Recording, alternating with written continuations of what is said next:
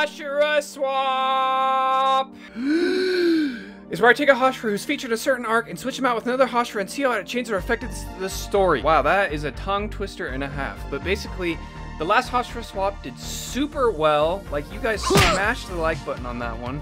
So I was like, I have to come out with a part 2. And today's episode is gonna feature on Entertainment District arc, which is the arc following the Mugen Train arc. The first category is tracking down Docky. Now, Tengen and his wife, after months of espionage and spying and sneaking through the Entertainment District arc, were able to track down Docky. And that is because of their skills as shinobi ninjas.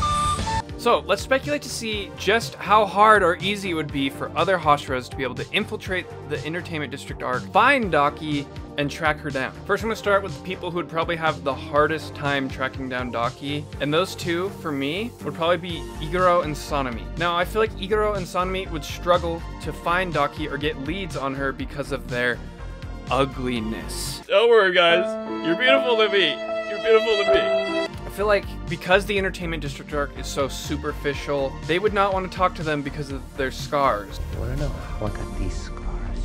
They would struggle to find leads because no one would want to give them information. They're not Tengen Uzui. They're not 10 out of 10. The next 3 Hashiras who I think would also struggle would probably be Rengoku, Gyome, and Giyu. Now, I think that these 3 would struggle just because they would probably won't even take the mission in the first place because they wouldn't want to go to the Entertainment District. But I feel like even if they did go, they would just be so uncomfortable that they wouldn't be able to do it. Like, Gyome is a holy man. And Rengoku and Giyu, I feel like that's just not their type of lifestyle. Because we all know what happens in the Entertainment District arc.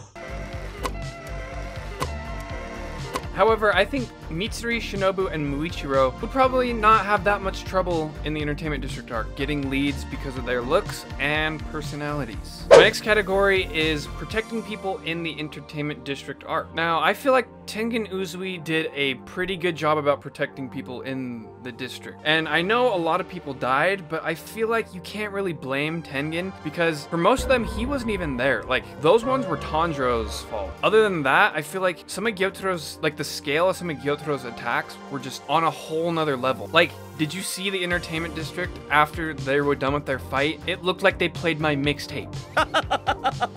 I don't really know what to say for this one because I don't feel like any Hashira would be able to excel in saving people here except for maybe Rengoku and Gyome, because I feel like those 2 Hashiras are some of the ones that like really put an emphasis on saving people above everything else. Like, doesn't matter what the mission is, their main goal would be to protect people. But even then, I feel like there isn't an exact way to be able to protect everyone. My next category is fighting Gyotaro. I think Rengoku and Tengen Uzui are perfect examples of what happens when a Hashira fights an Upper Moon without boosts for the entirety of the fight. So let's keep that in mind before we go through these next fights. Gyotaro uses a deadly poison capable of killing 1,000 full-grown bull mooses. Just kidding, that's a lie. But his poison is deadly enough to kill someone with just 1 cut, meaning that if any of the Hashiras were to even be hit once, it could prove fatal. So let's see who would have the best chances of beating Gyotaro. I feel like Shinobu would be a super good matchup for Gyotaro because I think Shinobu's speed would probably be too much for Gyotaro,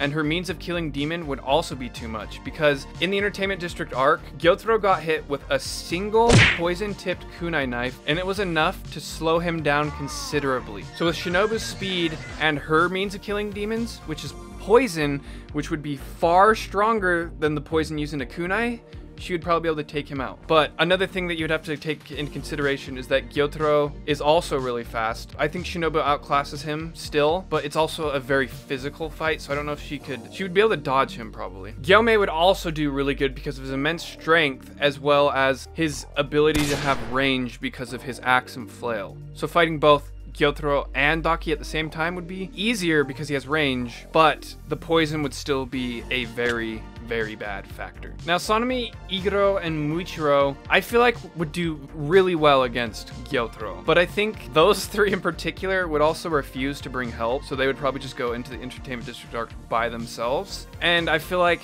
with a team up of Gyotaro and Docky against them, I don't think they would be able to do it in base, but in a headlong attack, I feel like they have good enough speed to keep up with Gyotaro as well as strength, so I feel like they would do decently well. I feel like Mitsuri would also do super well because of her flexibility and agility. So she would be able to dodge these poison slashes because she was able to dodge lightning. Yes, you heard me correct. Mitsuri dodged lightning. So if she can dodge lightning, I'm pretty sure she can dodge these blood slashes. I feel like Gyu would also do super well because of his defense in his 11th form, which he'd be able to protect himself against Gyotaro's blood slashes and not get poisoned, and then we'd be able to get up close and attack. I also feel like Rengoku would be able to do pretty well too, because he was able to defend against a lot of Akaza's air type attacks, which are way stronger than Gyotaro's blood slashes. They don't have the poison effect though, which if Rengoku got hit by the poison, it would basically be over. But I feel like Rengoku's singular strikes are strong enough that they could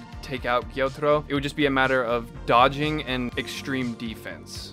But at the end of the day, Tengen Uzui had poison resistance. His odds of survival way above the other Hashiras, and just watching the Entertainment District arc and seeing how it put him down for a while, even someone with poison resistance, I feel like if any of the Hashiras got hit once, it would basically be over. You know, you could swap out other Hashiras and they could probably do better or whatnot, but I just feel like in this one specifically though, with the fact that there's poison involved and a super lethal poison at that, I feel like Tengen was definitely the best suited for this arc. So, I hope you guys enjoyed this video. I had a lot of fun researching it, and if you want a Hashira swap part 3, be sure to comment and like.